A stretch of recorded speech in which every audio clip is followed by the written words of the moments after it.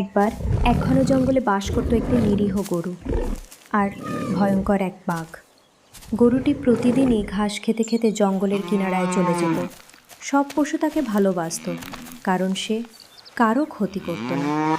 কিন্তু বাঘ ছিল খুব অহংকারী আর ভয় দেখাতে ভালোবাসত। একদিন বাঘটি গরুর কাছে এসে বলল, এই গরু, তুই তো দেখি অনেক সাহসী, একা একা জঙ্গলে ঘুরিস। আমি কাউকে ভয় পাই না, কারণ আমি কারো ক্ষতি করি না। হ্যাঁ, তা তো ঠিক, কিন্তু তুই জানিস না, আমি চাইলে এখনই তোকে খেতে পারি।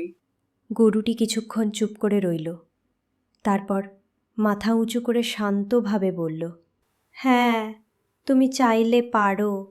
আমি দুর্বল, তবুও ভয় না পেয়ে এখানে আসি। সত্যিকারের সাহস হলো ভয়কে নিয়ন্ত্রণ করা, কাউকে আঘাত না করা। বাঘ কিছুক্ষণ চুপ করে রইল। সে প্রথমবারের মতো বুঝতে পারল ভয় দেখানো সহজ, কিন্তু সত্যিকারের সাহস দেখানো কঠিন। সে গরুটিকে কিছু না বলে চুপচাপ চলে গেল। বন্ধুরা, তোমরাও কি অনেক সাহসী? এরকম আরও গল্প পেতে চাইলে ভিডিওতে একটি লাইক আর সাবস্ক্রাইব করে পাশে থেকো।